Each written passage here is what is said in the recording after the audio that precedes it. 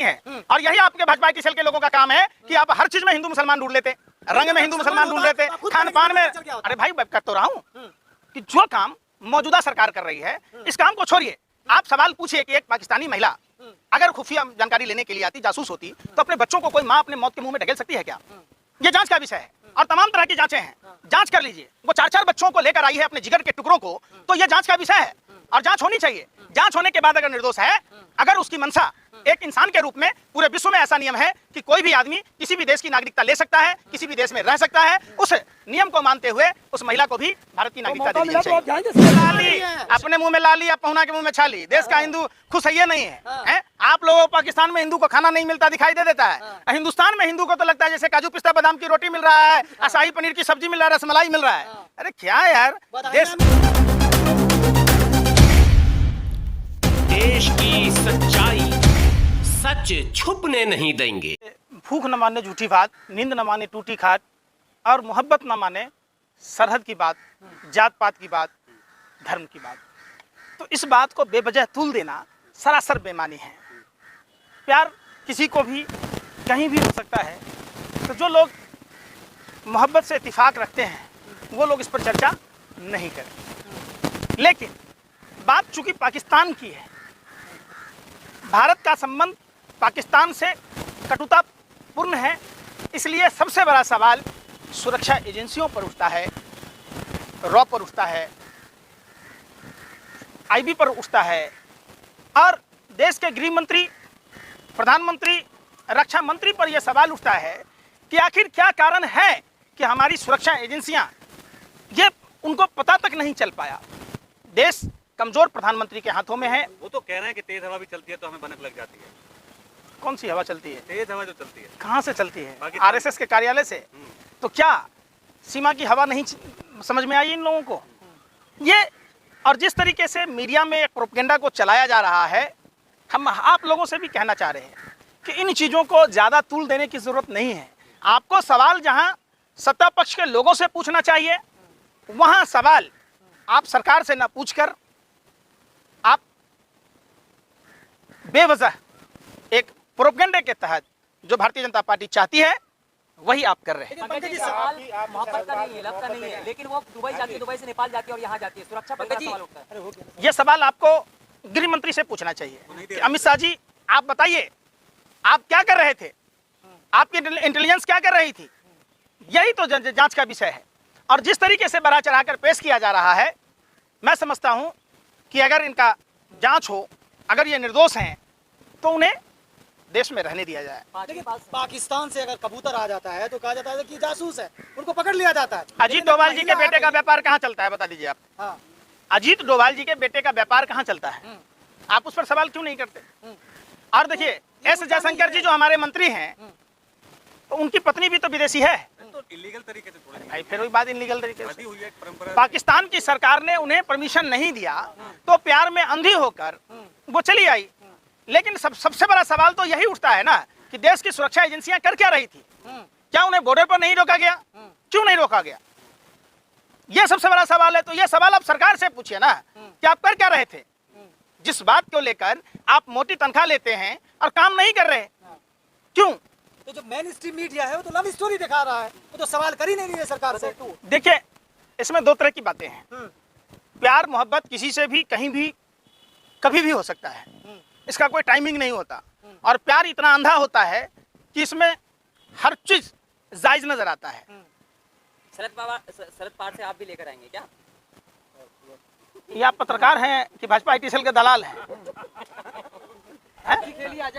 सवाल ये है पंकज जी, सवाल ये सुनिए, देश में सबसे बड़ा समस्या प्यार करने भारत में इसी तरह कोई। अरे शर्मा जो आईपीएस अधिकारी था, जिसको गैलेंट्री अवार्ड दिया गया, जो भारत की खुफिया जानकारी पाकिस्तान को दे रहा था, आपने इस पर सवाल किया?